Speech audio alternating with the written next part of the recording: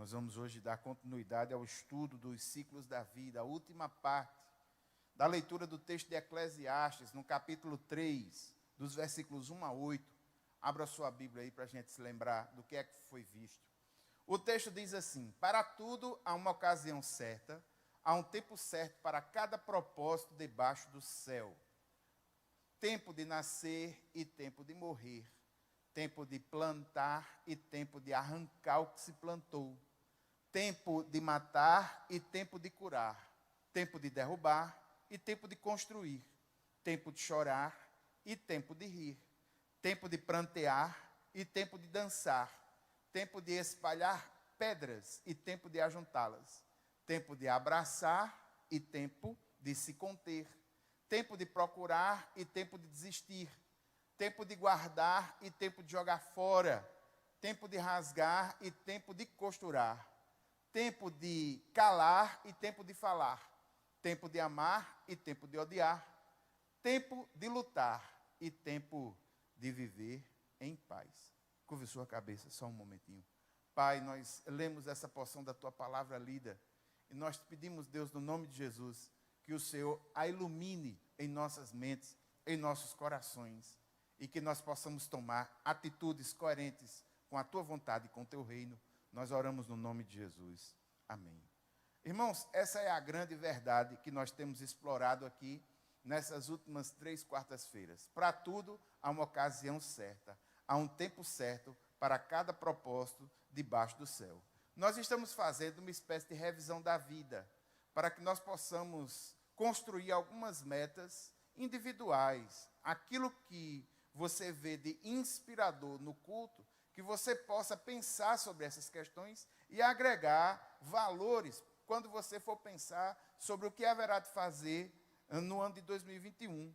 Essa é a grande realidade, tem um tempo certo para cada coisa. Esse é o grande ensino de Eclesiastes, do capítulo 3, versículos 1 a 8. Dos versículos 2 a 8, este ensino do versículo 1, ele é ilustrado, um processo chamado paralelismo. Nesse paralelismo, esse ensino, ele é reforçado, e aqui nós temos 28 atividades humanas. O doutor William MacDonald, que é o editor do comentário popular, comentário bíblico popular, ele diz que a arquitetura desse texto está construída em cima de 28 atividades agrupadas são 7 grupos de 4, o que daria 28. O número 7 e o número 4 são números especiais dentro da cultura judaica. Em linhas gerais, o número 7 aponta para a plenitude e o número 4 aponta para a realidade da terra. Ou seja, seria uma forma de mostrar a plenitude das atividades humanas na terra. E a gente viu que, quando nós estávamos estudando mais os pormenores dessas atividades, nós identificamos, e você pode ver no texto aí que está em verde, tempo de nascer, de morrer, de plantar, de arrancar, de matar, nós identificamos, o primeiro momento, as questões da vida no sentido orgânico. Tudo que está saudável se desenvolve naturalmente, cresce. É uma questão de saúde, e neste caso, de saúde física. Falamos nessa quarta-feira sobre mordomia do corpo, falamos que o nosso corpo é templo do Espírito Santo, falamos que o nosso corpo deve ser para a glória de Deus, assim como tudo que fazemos.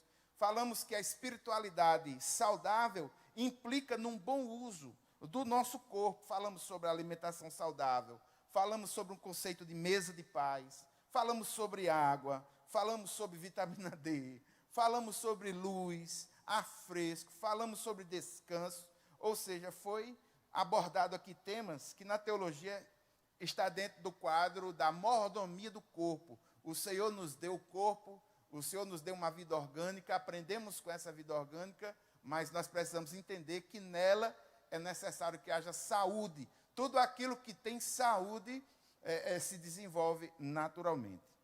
Nessa última quarta-feira, nós vimos sobre a vida no seu sentido mais emocional, no seu sentido interior.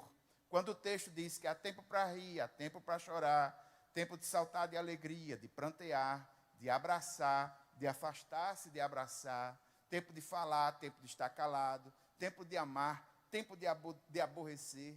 Nós estamos falando sobre coisas que têm a ver com comportamento, com atitude e que parte da vida interior do homem, parte do coração. Todas as vezes que a Bíblia fala sobre as questões do interior, ela utiliza uma figura, um imagético, a questão do coração, né? As coisas do interior, da mente, da alma.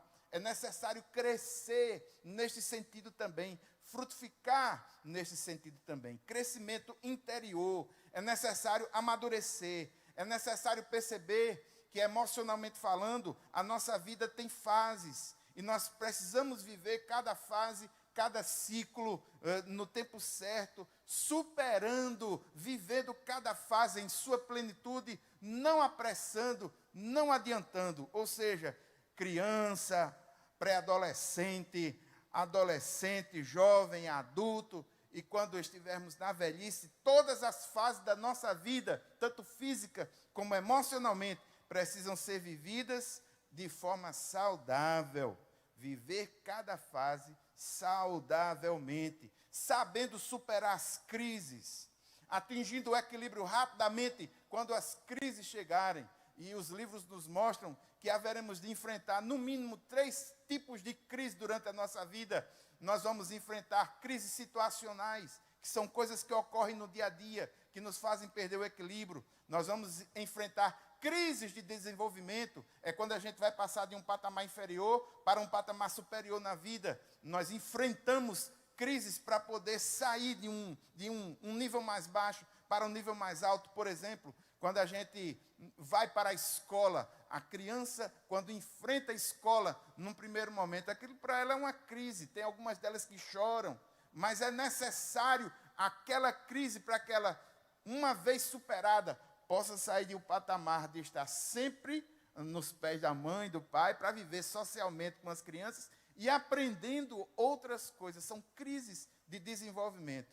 E uma crise que todo mundo pode viver, mais ou menos, em maior proporção, em menor proporção. E a pior crise que uma pessoa pode viver é a chamada crise existencial. Quando ela começa a questionar as razões pelas quais ela vive, questionar o porquê da sua existência. Então a igreja ajuda na reflexão, na identificação, exortando-nos uns aos outros, orientando-nos uns aos outros sobre essas questões interiores, porque a igreja entende que quando a luz do evangelho chega, o homem amadurece interiormente também. O homem cresce interiormente.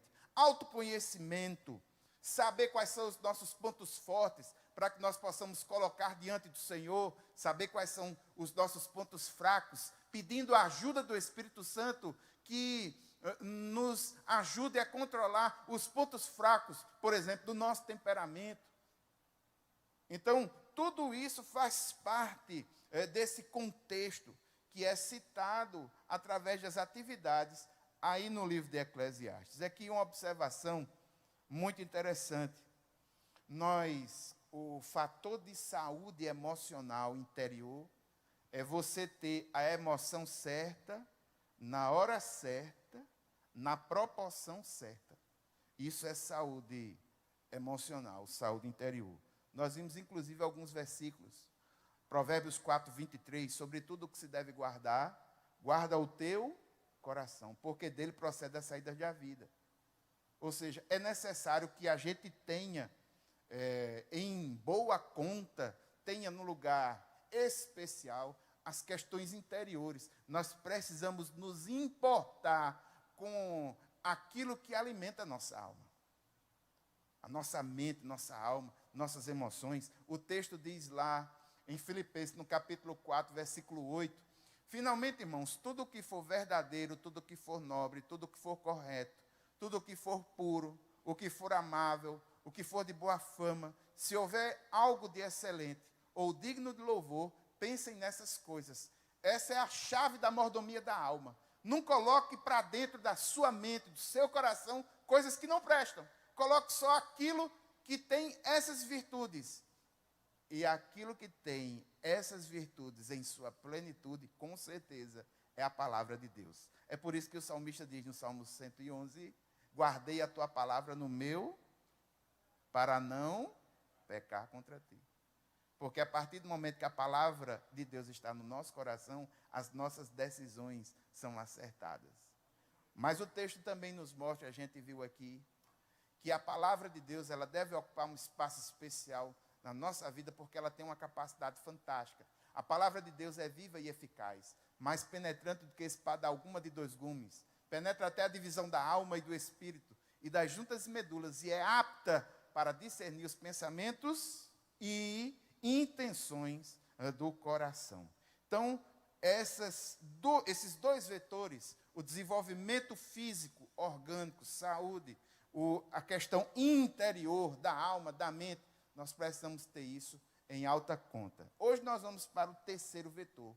O terceiro vetor, irmãos, está quando o texto diz assim: há tempo para edificar, há tempo para derrubar, há tempo para ajuntar, há tempo para espalhar, há tempo para buscar, há tempo para perder, há tempo para guardar, há tempo para deitar fora, há tempo para coser, há tempo para rasgar, há tempo de guerra e há tempo de paz.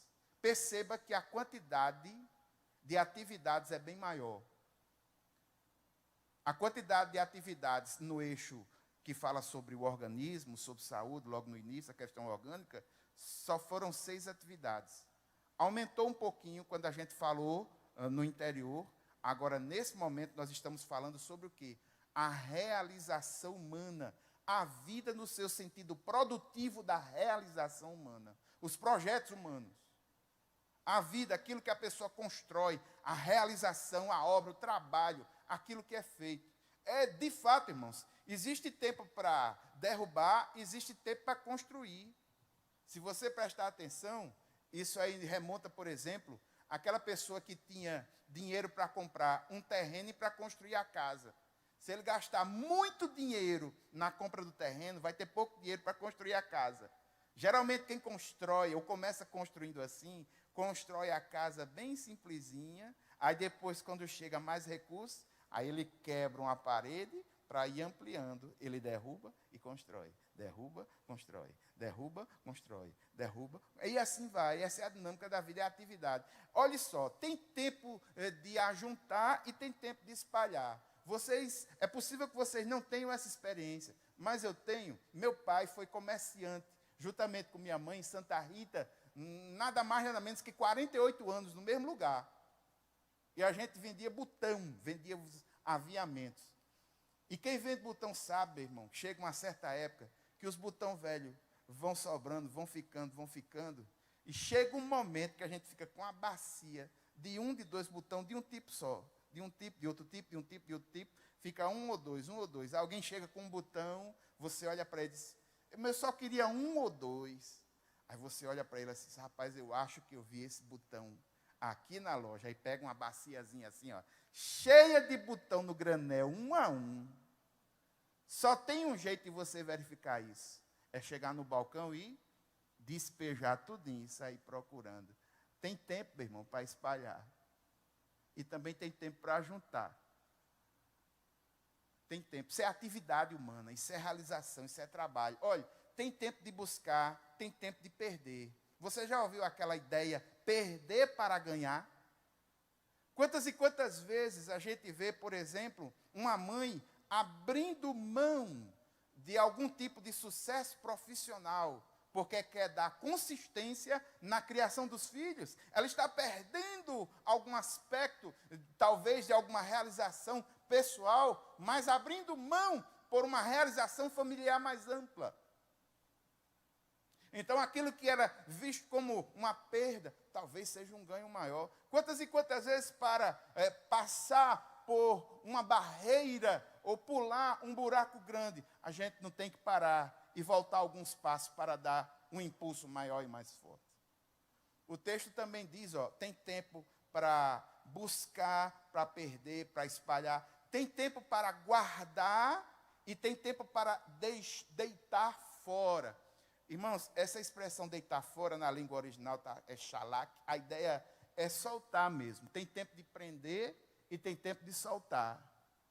Eu fui criado na rédea dura por minha mãe. Eu não precisei ir para o exército.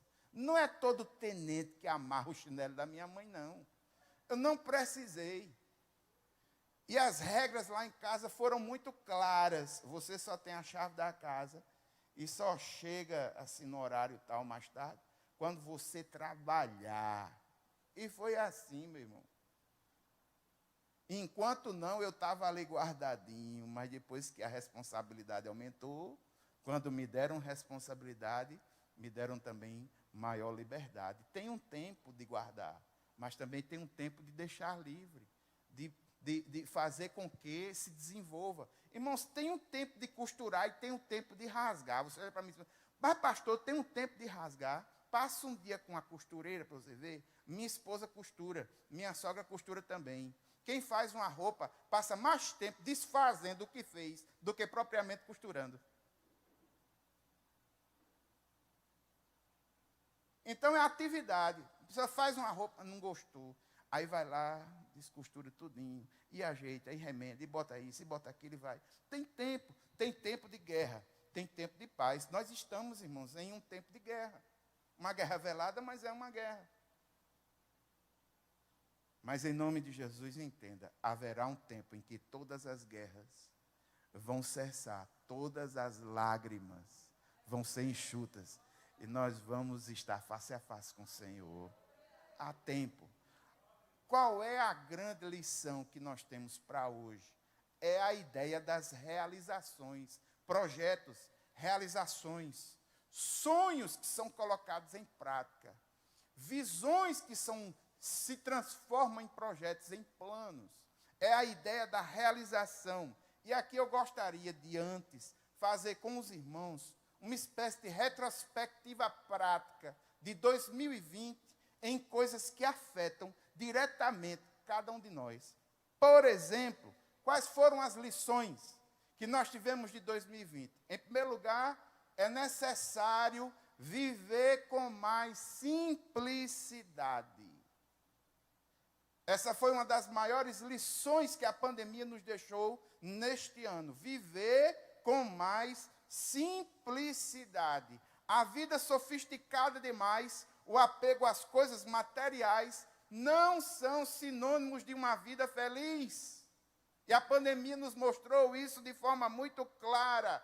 Nós estamos vivendo um tempo em que menos é mais. Nós estamos partindo para um tipo de sociedade onde precisamos ter a consciência do consumo, um consumo consciente, comprar as coisas pela sua utilidade, não comprar as coisas pelo seu status. Ou seja, precisamos saber o que é necessidade e diferenciar a necessidade do desejo. Deus atua no campo das necessidades. Ele vai atuar no campo dos desejos, se os desejos do teu coração forem em sincronância com os desejos do coração dele. Segunda coisa que a gente aprendeu nesse ano. Meu irmão, com certeza, é necessário ter reserva.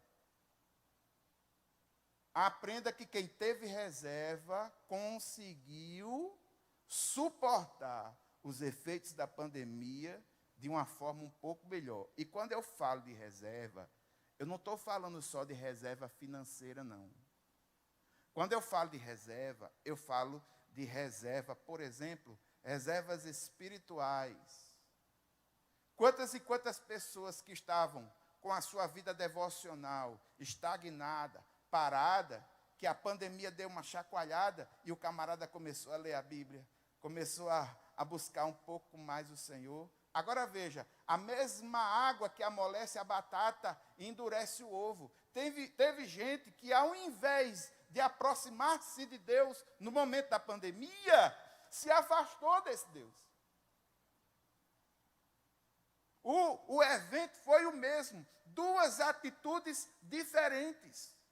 O fato é que reservas espirituais, em quem temos crido, buscar o Senhor em oração, adorar sem a questão social, da convivência social, sozinho no quarto. Nós fomos testados nas nossas reservas espirituais E aquele que teve reserva está terminando o ano com mais fé do que quando começou. Gente que tinha reserva emocional. O que é reserva emocional? Irmãos, nós estamos vivendo um momento de mudanças estruturais no mundo inteiro. E são mudanças abruptas. Isso criou um clima de instabilidade que gerou insegurança nas pessoas. As crises de pânico subiram, as ansiedades subiram, os medos e as fobias subiram. Mas aquele que tinha reserva emocional, que tinha base, que tinha família, que estava em paz com Deus, ele sofreu, mas ele consegue resistir melhor, porque ele tem reserva. Irmãos, reservas tecnológicas, reservas de conhecimento. Se você não fez nenhum curso de graça online pela internet, está usando seu celular e seu smartphone só para ficar zanzando em rede social, me desculpe a franqueza, mas você é tolo.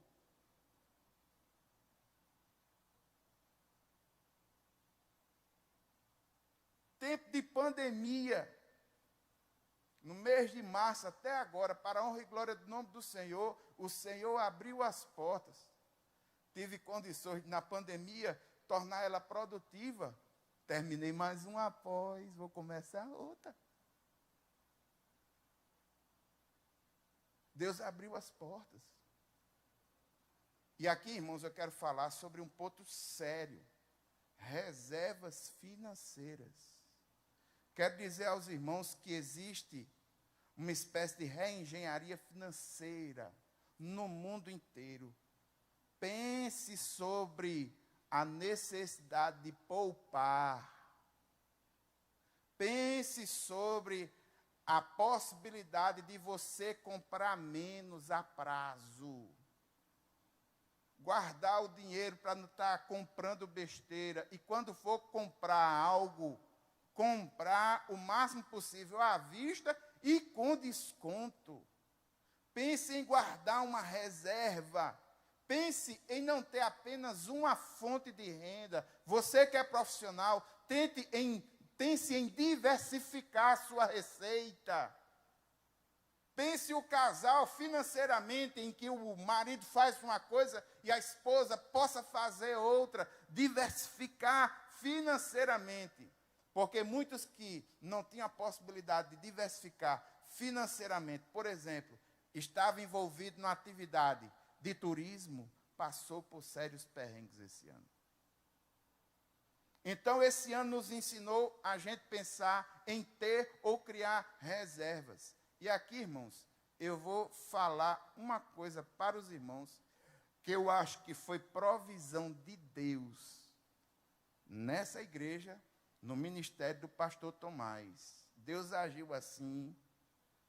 Sabe por quê, irmãos? Enquanto muitas igrejas no mundo, por causa da pandemia, fecharam as suas portas, a IEB manteve suas atividades, auxiliou as congregações, os missionários receberam os seus pagamentos tudo certinho, e é uma igreja que tem reservas nesse sentido. Participe dos cultos administrativos e você vai ver a solidez financeira que esse ministério tem.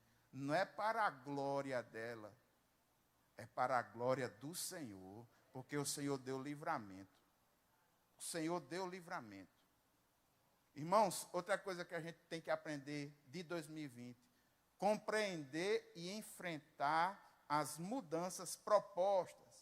Nós precisamos nos adaptar aos novos modelos. Ganha hoje quem decide mais rapidamente e é mais proativo. A rapidez nas decisões agora pode ser o sucesso ou o insucesso na vida de uma pessoa. Essa é a lição da pandemia. Essa é a lição do Covid. Tem um tempo de você tomar a decisão se vai voltar ou não para o hospital, não é verdade? E se não for tomado no tempo certo e a pessoa for muito tarde, essa decisão pode ser danosa e ela pode ser entubada. Percebe isso ou não? Só que isso se estendeu a vários outros pontos da nossa vida. Irmãos, existe um tempo certo para a gente tomar certas decisões. E se nós perdemos esse feeling, esse time na tomada de certas decisões, é possível que quando a gente vier tomar, já tenha as consequências sido muito maiores se tivéssemos tomado antes. O tempo de tomada de decisões agora é um pouco mais rápido e precisa ser muito coerente. Outra coisa é ali, o último ponto dessa lista. É necessário planejar mais. Por quê? Nós precisamos sentar e pensar, irmãos, porque para muitos as reservas foram utilizadas esse ano. E ele não pode sair atirando para todo lado ou tentando todo tipo de coisa, não. Ele tem que parar, ele tem que orar, ele tem que se inspirar no Senhor, tem que pensar o que vai fazer com muita cautela. É como o texto do Novo Testamento diz. Quem é que vai para uma guerra e antes não faz as contas para ir para a guerra? Quem é que vai fazer uma casa e antes não faz as contas para saber se pode ou não fazer uma casa? O tempo é de planejar. Agora, planejar com flexibilidade, entendendo que a qualquer momento seu plano pode ir por água abaixo. O plano de muitos foi por água abaixo em 2020, mas quem tinha o plano B não ficou parado. Quem era flexível não ficou parado. Quem era flexível teve a possibilidade de fazer algo diferente e de, em determinados momentos, aquilo que parecia ser uma grande adversidade se transformou numa grande oportunidade. A oportunidade, irmãos, ela não chega para a gente assim, não. Olha. Ei, eu sou a oportunidade. Eu estou chegando na sua frente. Olhe, me pegue. Eu sou a oportunidade. A oportunidade não chega assim, não. A oportunidade chega para nós revestida de desafios. A oportunidade chega para nós revestida de um problema a ser resolvido, uma situação a ser enfrentada. A oportunidade muitas vezes chega revestida de uma grande crise. A crise no anagrama chinês é fantástico. É uma letra composta de duas partes. Uma que tem caído para baixo e outra que é para cima. Porque a crise faz isso. Na crise, meu irmão, se você baixar a sua cabeça, é para lá que você vai. Na crise, você precisa levantar a cabeça. E aquilo que poderia ser uma grande dificuldade pode se transformar numa grande oportunidade. Irmãos, quem planeja sabe quais são as prioridades da sua vida. E aqui eu quero lembrar as suas prioridades. Irmãos, em primeiro lugar está o nosso relacionamento com Deus. Essa é a nossa maior prioridade.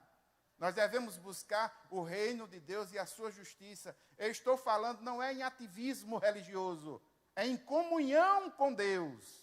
Quando buscamos o reino de Deus e a sua justiça, não é fazer as coisas para Deus, é viver a justiça do Senhor em nossas vidas. É intimidade, é comunhão. Você não pode abrir mão disso, isso é prioridade máxima nas nossas vidas. Segundo nível de prioridade, meu irmão, é você mesmo. Você deve amar o próximo como a si mesmo. Se você não estiver bem, a sua família vai sofrer. Você precisa pensar, depois do Senhor, pensar em você mesmo. 1 Coríntios 3, 16, 17. Você é um templo do Espírito Santo do Senhor. Cuide de você. Você é um instrumento para a glória desse Deus. E essa glória vai brilhar na empresa, nos grupos onde você está, vai brilhar na sua família, vai brilhar nos seus relacionamentos. Terceiro, meu irmão, você é casado, sua prioridade é o cônjuge. Entenda, você não casou para ser feliz, não. Ninguém casa para ser feliz.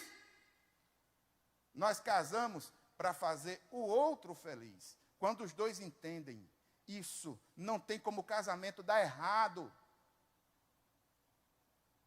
Não tem como o casamento dar errado. Se você coloca o outro em um nível mais alto, como diz os textos bíblicos, infelizmente o tempo é muito curto, não tenho como falar exclusivamente sobre isso. O casamento não tem como dar errado. Se fizer o que está na Bíblia, vai dar certo.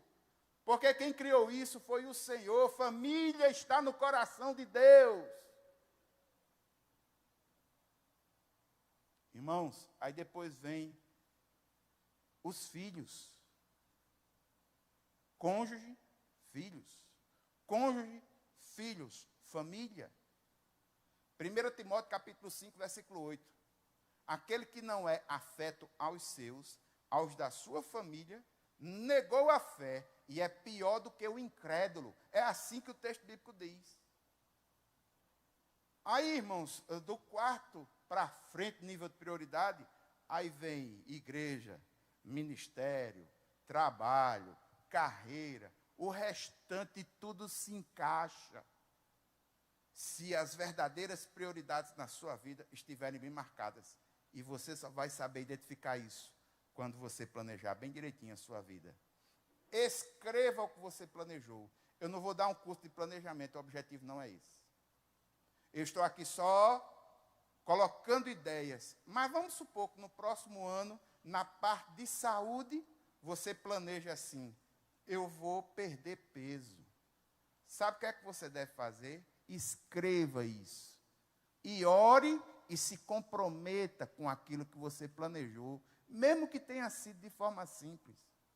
No segundo nível, no nível interior da maturidade, você pode planejar o seguinte: para a minha mente, para o meu desenvolvimento, eu vou fazer um curso e vou fazer um curso na igreja, da Universidade da Família, do Veredas Antigas. Já fez um planejamento.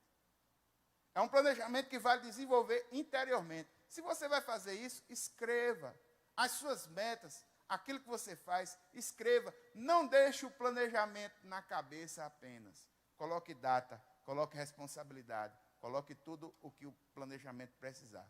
Outra coisa que a gente aprendeu, é necessário ter mais empatia. A palavra da vez no mundo agora chama-se solidariedade. E aqui está um grande nicho para a igreja. A igreja do Senhor, ela precisa ser solidária. Não entendemos mais a igreja como vírgulas sociais. Igrejas que não conseguem entender nem interagir no local onde elas estão. Essas igrejas, infelizmente, estão fadadas a fecharem as suas portas. Não adianta, irmãos, não tem como eu dizer que Jesus é o pão da vida, se para o pobre eu não der um pão de verdade para ele. Ele não vai entender esse evangelho que nós estamos pregando. Simples assim. Eu estou tentando ser o mais simples possível. Segunda coisa, nós precisamos valorizar os serviços e as profissões que são mais essenciais. Glória a Deus. Só um idiota não vê que a gente passou a pandemia todinha sem precisar de torneio de futebol, com jogadores que ganham fortunas correndo atrás de uma bola. Para a gente, para nós humanos sensíveis, o profissional, o técnico de enfermagem, o enfermeiro, o médico, o maqueiro, aquele que faz a comida no hospital, teve muito mais valor do que Neymar. Neymar, para mim, não tem valor nenhum. Pode ter para uns idiotas que gostam de ver um bocado de idiota correndo atrás de uma bola e paga os tufos de dinheiro para esses idiotas que não desenvolvem nada para a sociedade. Não existe conhecimento, não existe desenvolvimento, não existe nada. Só existe dinheiro e ostentação. E festas, e mau testemunho, mau caratismo. É assim que o nosso esporte se comporta.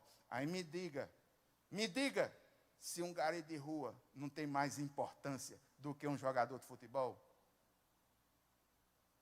Essa foi a lição que a pandemia me trouxe. Irmãos, é necessário compreender que o mundo nunca mais será o mesmo. Essa é a mensagem mais complicada que eu, como pastor, estou dando aqui neste púlpito.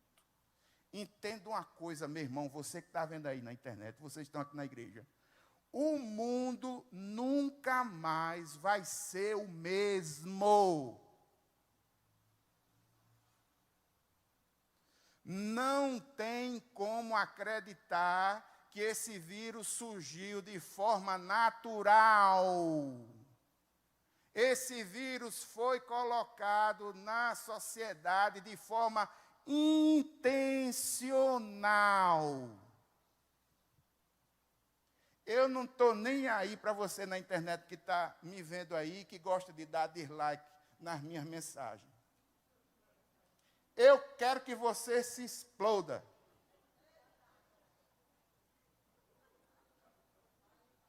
Aqui cada um faz a sua parte, né? A igreja mantém o trabalho, a gente vai e prega, o louvor adora, todo mundo faz a sua parte. Satanás também está vendo, faz a parte dele, é dar dislike. Então pronto.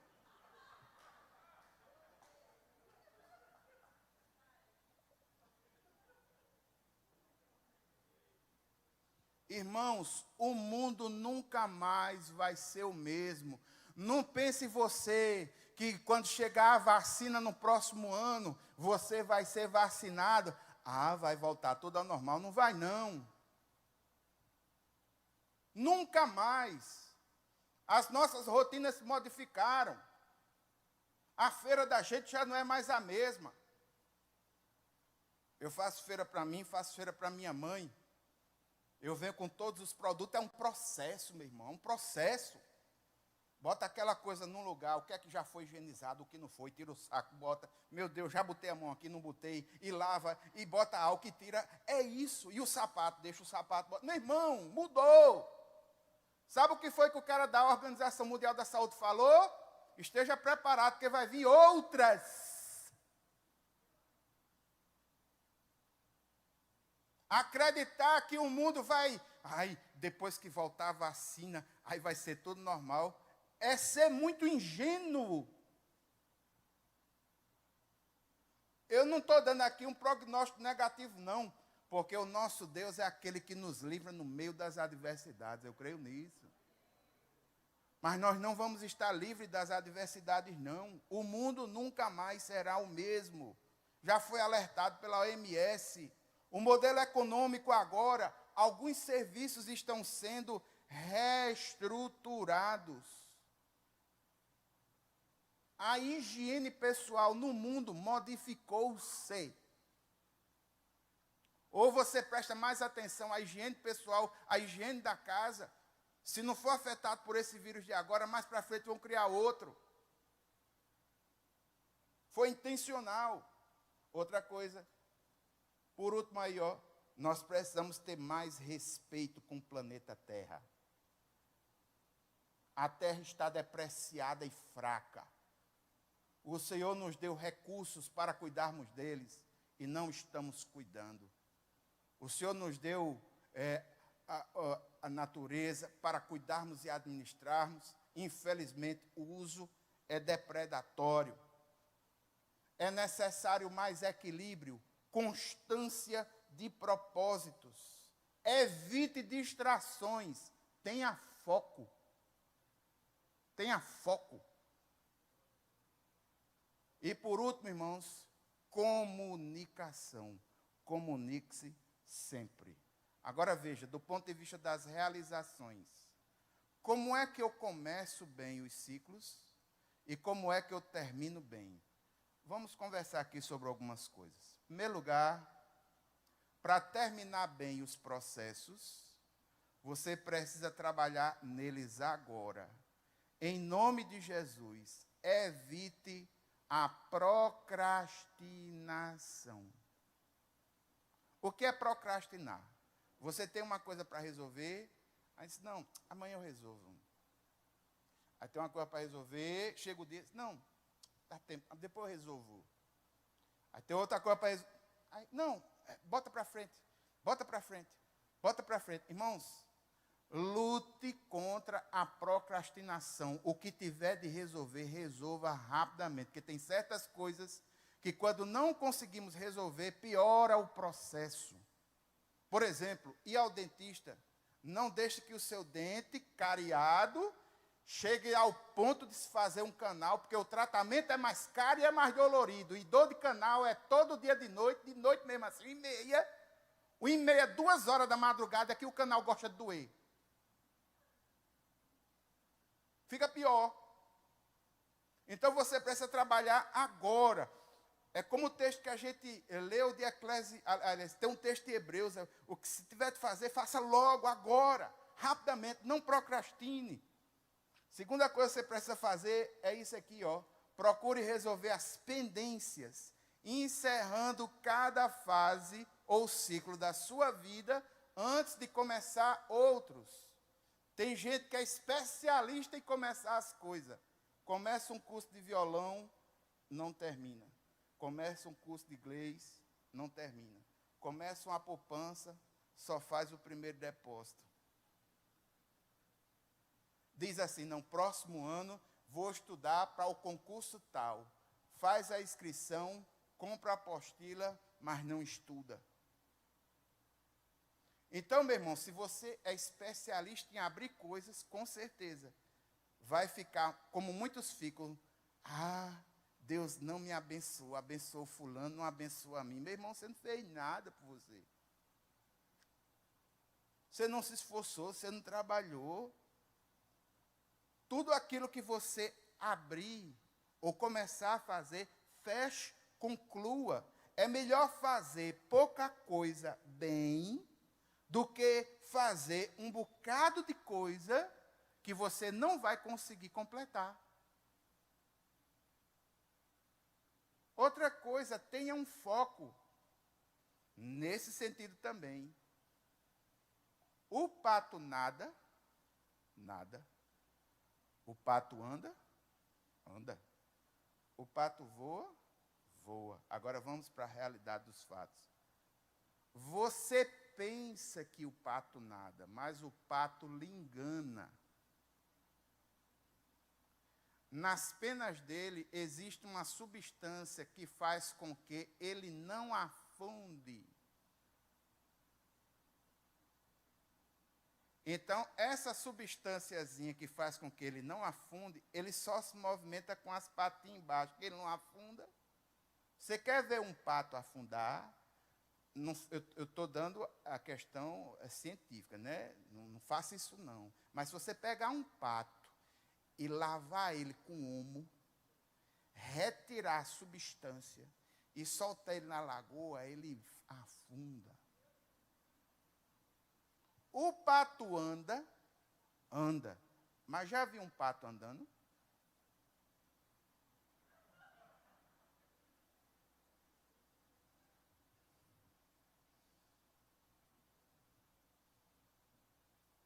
Irmãos, tem muita gente que é assim, sem foco.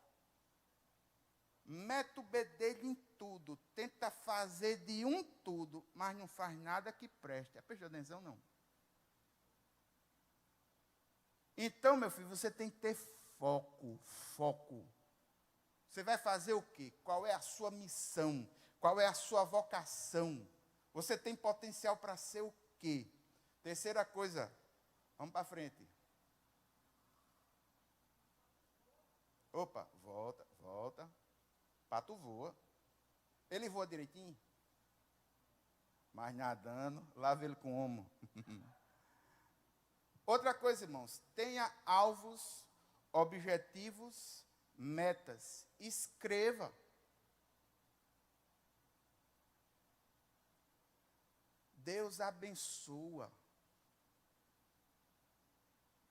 Eu vou contar um testemunho meu. Quando eu noivei, estava para casar, o meu sonho, irmãos, era eu entrar com minha esposa num apartamento, numa casa, no que fosse, numa coisa que fosse minha. E eu faço meu planejamento pessoal. Todo final de ano eu faço meu planejamento pessoal. Aquilo que não agrega valor, eu não participo mais. Tchau. Eu só vou para aquilo que agrega valor. E as coisas que eu tenho necessidade, eu vou colocando no meu planejamento bem direitinho. Parte deles está, inclusive, na internet. Eu não tenho nada a esconder de ninguém. Pois, quando eu me casei, comprei o meu apartamento, tinha um saldo devedor e havia um projeto financeiro para eu saldar ele. O saldo devedor do apartamento estava para 8 anos. Deus abriu as portas e ele foi saldado em 7 anos. Perto de encerrar o pagamento do planejamento do apartamento, eu e minha esposa, a gente tinha um sonho. Nós colocamos o nosso sonho diante do Senhor. A gente queria ir para uma casa, porque eu passei minha vida inteira em casa, e ela também. E para quem gosta de ficar em casa, o apartamento ele é claustrofóbico. A gente não se acostumou, mas ainda passamos esse tempo todinho. Fizemos o nosso planejamento. Deus abriu as portas de uma maneira fantástica. Por quê? Porque nós oramos, dissemos, Senhor, a nossa necessidade é essa. Seja feita conforme a tua vontade. E na vontade do Senhor, a porta foi aberta antes que a gente pensasse. Eu estou a 120 passos do meu trabalho. Eu trabalho aqui, os irmãos sabem disso, sou pastor auxiliar aqui. Com 120 passos eu estou na minha casa. E foi algo de fé. Minha esposa passou, viu a placa de venda na casa e disse, o Senhor vai dar essa casa para a gente. Ele disse, meu filho, pode ir. É muita fé, viu? Mas ocorreu um milagre na nossa família. E Deus abriu as portas. E essa casa, que era um sonho, o Senhor transformou em realidade. Se você não tem sonhos, se você não tem desejos, como é que você vai colocar esses anseios diante do Senhor? Como é que você vai saber se aquilo é algo que o Senhor tem conduzido ou não? Não existe vento favorável para quem não sabe para onde ir. O filósofo Sêneca já tinha dito isso. Tenha objetivos, tenha metas, tenha alvos. Outra coisa, como é que eu sei que eu terminei um processo bem? Como a gente termina depende dos relacionamentos que nós deixamos para trás. A vida é medida pelas vidas que foram tocadas e não pelas tarefas que foram feitas. Então, quando a gente termina um processo no ministério, termina um processo numa empresa, termina algo na família, a gente vai medir isso pelo benefício que isso trouxe aos relacionamentos que nós temos. Não é a tarefa pela tarefa em si. Então, meu irmão, ofereça, aceite perdão, lute pelos relacionamentos nos lugares aonde você está. Quando nós abrimos o nosso coração para dar perdão, a gente também abre o coração para receber. Isso é saúde. Apenas a graça pode fechar a porta do passado e abrir as portas do futuro. Só a graça do Senhor. Outra coisa, irmãos, para terminar bem os ciclos, precisamos ser implacáveis com o orgulho. Cuidado com o orgulho. Tem muita gente que... tem gente que está em certos ministérios que já passou o tempo dele sair do ministério há muitos anos. Só que por um orgulho pessoal besta, ele insiste. É mais orgulho pessoal do que muitas vezes vontade de Deus. Às vezes existem certas coisas na empresa, na família, que a pessoa mantém mais por orgulho pessoal do que por vontade divina. Irmãos, tenha cuidado com o orgulho. O orgulho nos cega para certas coisas. O orgulho nos cega, sobretudo, quando a gente deveria ter saído de uma coisa, mas não saiu, não vou sair. Eu vou ficar até o fim, às vezes é melhor sair. Tenha calma, ore, coloque diante do Senhor. Tenha foco. Você vai aprender agora um ditado norueguês. Um ditado norueguês aparentemente incoerente, mas muito profundo. O ditado norueguês, ele é assim: a coisa principal é fazer da coisa principal a coisa principal. Preste atenção. A coisa principal é fazer da coisa principal a coisa principal. Sabe qual é o grande problema? Para a sua vida, o que é principal? É por isso que muitos não têm coragem para dizer não. É por isso que muitos não sabem quando uma coisa é secundária ou é primordial. É por isso que muitos têm dificuldades para resolver as coisas da vida e estabelecer prioridade. Para ele tudo é prioridade e não é assim.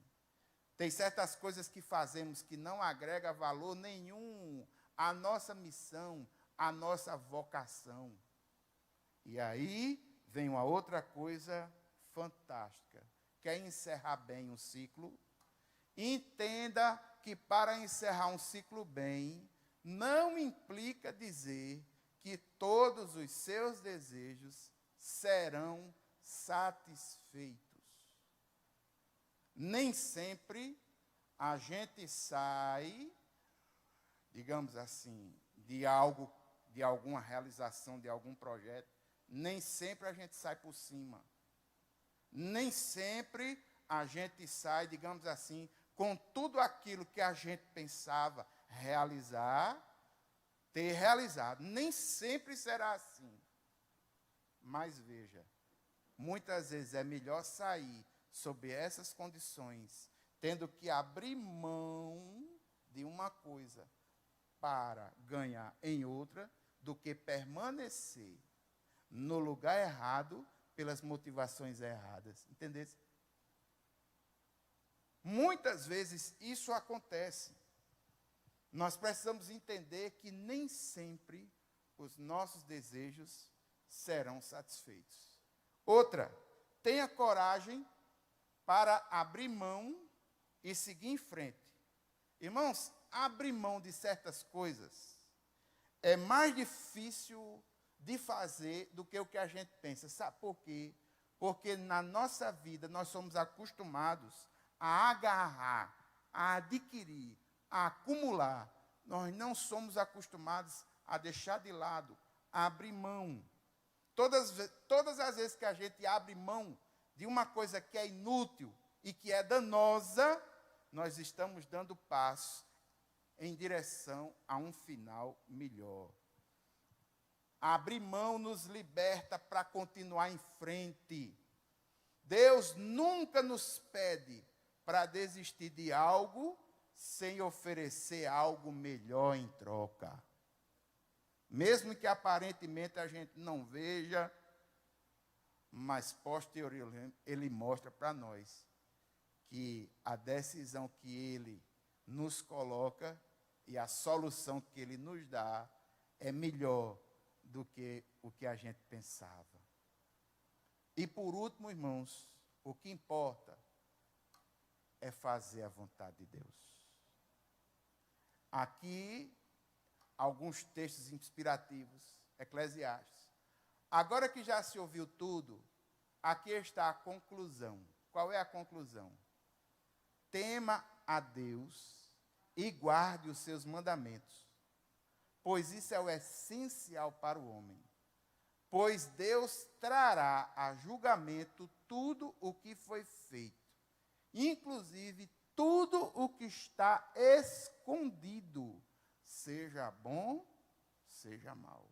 O Senhor vai prestar contas com você de tudo aquilo que Ele deu. Que você seja como Paulo foi nos últimos dias da vida dele. Nos últimos dias da vida de Paulo, olha a resposta que Paulo dá. Combati o bom combate, terminei a corrida, guardou a fé. Ele encerra um processo. Ele sabia que mais dia ou menos dia, na carta de 2 Timóteo, que é uma carta de despedida, ele sabia que mais dia ou menos dia, ele haveria de morrer, mas o senso do dever cumprido estava no coração. Combati o bom combate, terminei a corrida e guardei a fé. Que você tenha esse senso em relação às realizações da vida. Mesmo que você entenda que muitas vezes perdeu alguma coisa, mas entenda, se foi o Senhor quem mandou, meu irmão, você está terminando a corrida, guarde a sua fé. E por último, que você ouça de Deus as seguintes palavras: muito bem, servo bom e fiel, você foi fiel no pouco, eu o porei sobre o muito. Venha e participe da alegria do seu Senhor.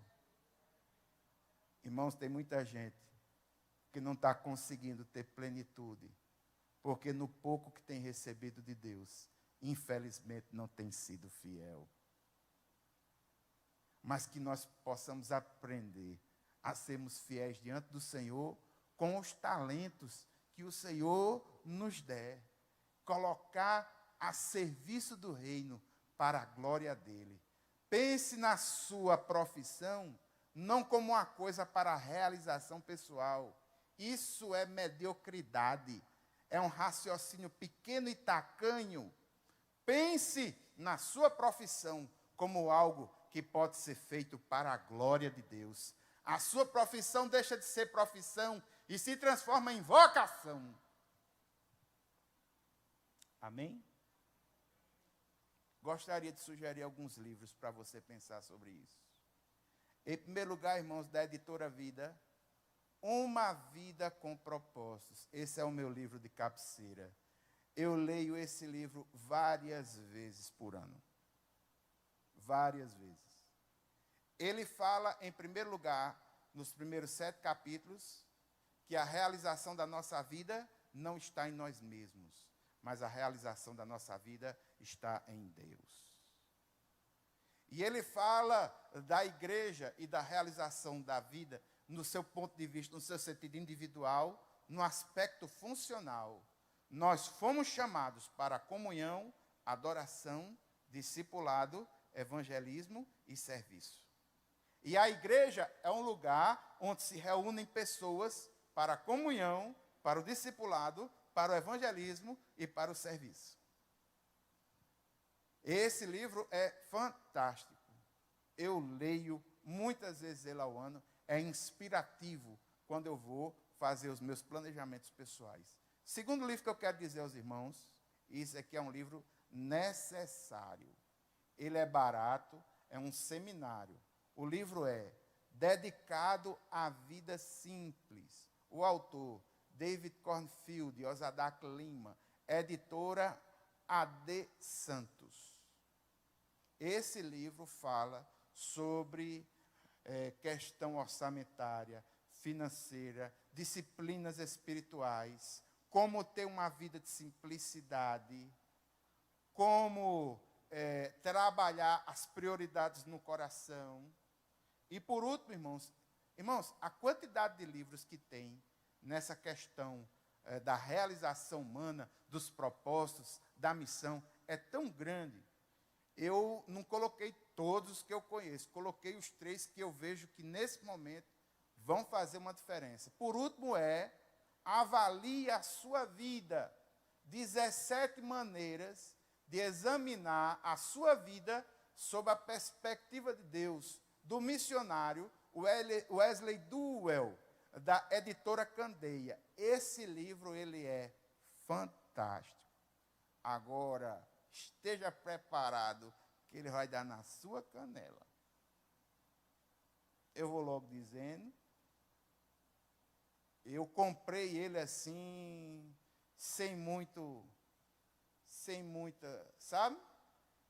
Aí quando ele pegou no primeiro motivo, no primeiro nível de avaliação interior, eu digo, meu amigo,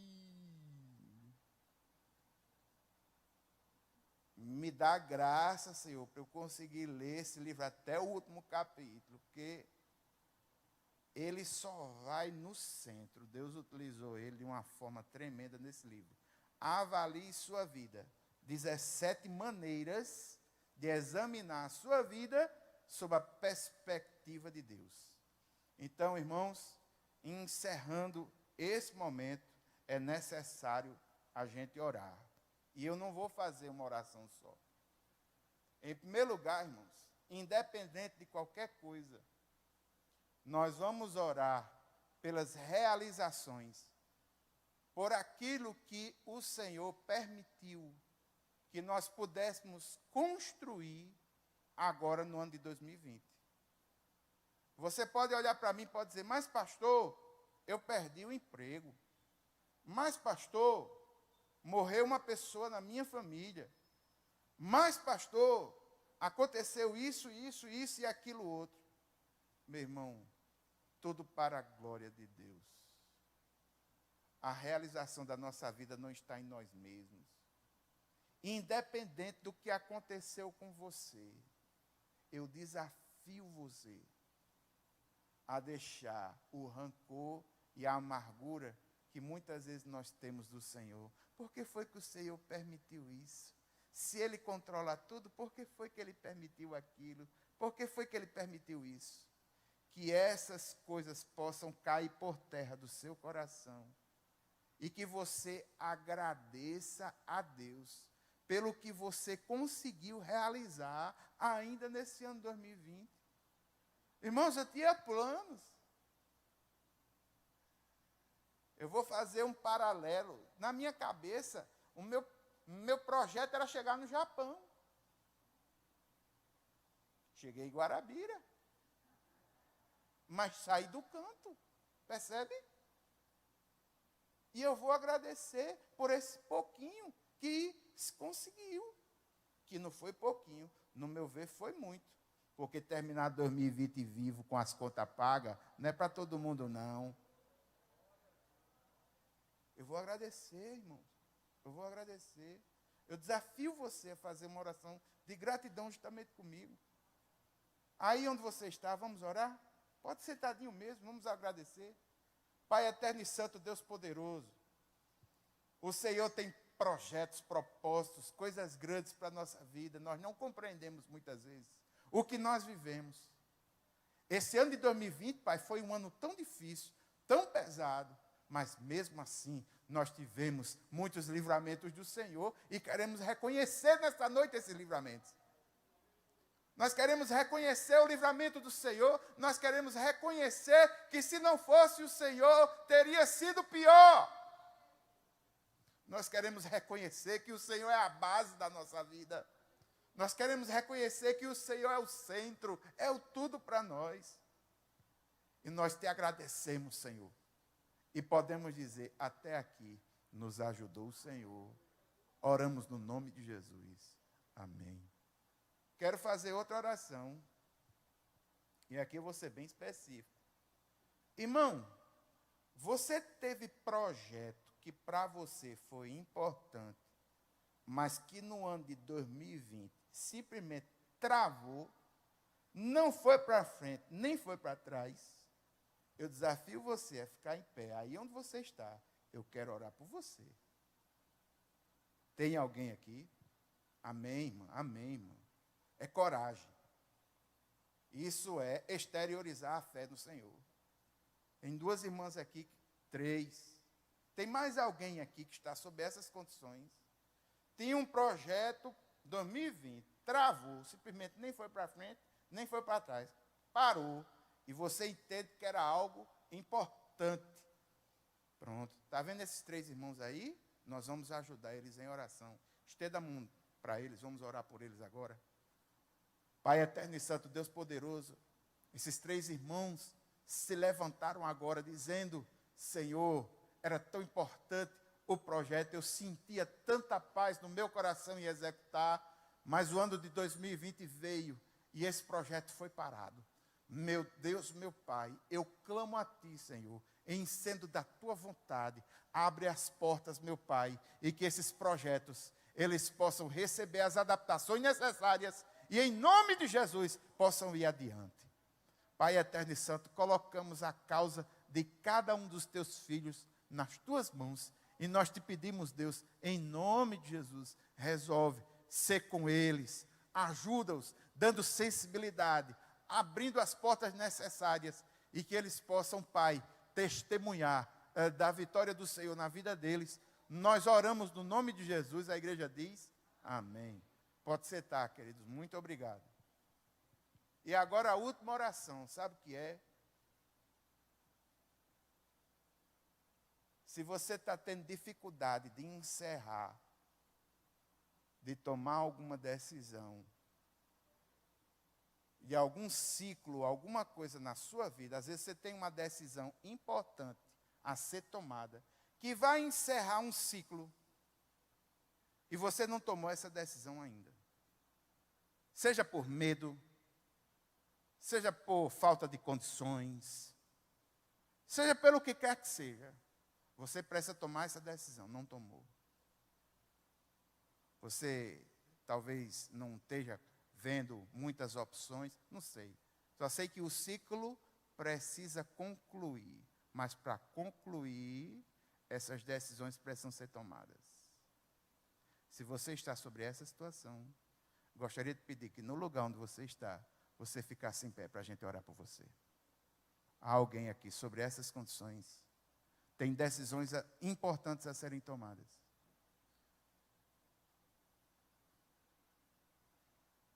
É possível que pela internet exista alguém sobre essa possibilidade. Então, irmãos, sentado como você está, nós vamos orar. Nós vamos orar, vamos colocar diante do Senhor. Pai eterno, em nome de Jesus, agora nesse momento, Senhor, nós queremos clamar que o Senhor dê forças para aqueles que precisam tomar decisões importantes para encerrarem ciclos em sua vida, seja do ponto de vista financeiro, seja do ponto de vista relacional, na família, no trabalho, seja em relação ao que for, meu Deus, são decisões importantes, mas por medo, por algum fator, essa decisão ainda não saiu. Eu quero te pedir, Deus, que o Senhor os dê força e que eles possam tomar essa decisão e fechar esses ciclos o mais rápido possível. Meu Deus, meu Pai, muitas vezes são ciclos que estão abertos por causa do orgulho. Senhor, que toda sorte de orgulho caia por terra. Agora são ciclos que são abertos por causa do medo. Senhor, em nome de Jesus, que o teu amor coloque abaixo o medo que existe no coração. Pai, nós queremos colocar nas tuas mãos essas decisões e queremos te pedir, Deus, no nome de Jesus, que o Senhor oriente, ajude e motive os teus filhos. Oramos no nome de Jesus. Amém. Agora a última decisão, a última oração, irmãos. Eu já fiz os meus planejamentos. Eu tenho até o dia 4 de janeiro para concluir o meu planejamento. Eu planejo o ano todinho. Eu sei as reuniões, as atividades, o que vou fazer, como vou fazer. Isso é fruto de muita oração. Porque tem certas coisas assim, eu tenho um foco muito determinado. Eu digo não com uma facilidade absurda. E não fico com problema, não, porque, não, meu irmão, está na missão, foi o Senhor que iluminou, beleza, pode contar comigo. Agora, se não estiver na missão, nem se preocupe, vai ser não. Tenho dificuldade nenhuma em dizer para os irmãos que minha agenda é coordenada por Deus. Nenhuma. Mas ainda existem algumas coisas em aberto. Existem alguns planos, existem algumas coisas que estão no meu pensamento, que eu estou orando, colocando diante do Senhor, para que, se possível for, e se for da vontade de Deus, que esses projetos sejam colocados em prática no próximo ano. Existe alguém aqui que está sobre essa mesma condição? Projetos que vão ser colocados em prática agora no ano de 2021, planos que vão ser colocados em prática agora no ano de 2021, e quer colocar esses planos aos pés do Senhor Jesus e dizer: Senhor, planejei chegar no Japão, aonde eu vou chegar? Quem vai dizer é o Senhor, porque o realizar é teu. Se alguém aqui nessa noite tem planos, tem projetos para 2021, quer colocar diante do Senhor agora, em nome de Jesus, no lugar onde você está, fique em pé para a gente orar junto, que eu também vou botar o meu. Encerrei um bocado de ciclo improdutivo esse ano. No ano de 2021, estou colocando outras possibilidades. O Senhor é quem vai mostrar de forma clara a sua vontade nas possibilidades, consolidando aquilo que deve ser consolidado do planejamento, porque o realizar é dele. A gente planeja, mas quem efetua é ele. A gente trabalha, mas é Deus quem dá o crescimento. A gente faz, mas é ele quem consolida. Então coloque os seus planos diante do Senhor e descanse no seu coração. Confie nele e o mais ele fará. É assim que diz o Salmo 37. Vamos orar. Pai eterno, nesse momento, Senhor, como igreja do Senhor, nós nos unimos, colocando diante do Senhor os planos que estão na nossa mente. Seja, Senhor, planos de saúde, de melhoria de qualidade de vida. Seja, Senhor, planos interiores de desenvolvimento nos relacionamentos, nos papéis. Meu Deus, meu Pai, sejam planos ministeriais, sejam planos na família, na profissão, no ofício, todos esses papéis nós colocamos diante do Senhor e pedimos humildemente: Senhor, consolida aquilo que for verdadeiramente da tua vontade. Meu Deus, meu Pai, eu quero te pedir, Deus, pelos planos dos irmãos, portas que estavam fechadas, que possam ser abertas, meu Deus. Eu quero te pedir, Senhor, que o Senhor ilumine o caminho, como fez com Paulo em Atos 16, mostrando qual caminho deve entrar. Meu Deus, meu Pai, orienta os teus filhos no ano de 2021, e que em 2021, mesmo diante de muita dificuldade, nós possamos ver a mão do Senhor agindo, como agiu no passado, livrando o povo das atrocidades do Egito. Meu Senhor, nós cremos no teu poder e nós colocamos a nossa vida nas tuas mãos. Nós oramos no nome de Jesus. A igreja diz: amém. A graça do Senhor Jesus Cristo, o amor de Deus, a comunhão e as consolações do Espírito Santo seja sobre cada um de nós, hoje e sempre. Amém, amém. Queridos, Deus abençoe vocês e que 2021 seja um ano que muitos projetos sejam consolidados para a honra e glória do nome do Senhor, e que você possa estar mais próximo em intimidade com Deus que fez todas as coisas. Deus abençoe vocês, amém? E feliz ano novo. Eu não sei se eu vou ver muitos aqui. Feliz ano novo. Deus abençoe vocês.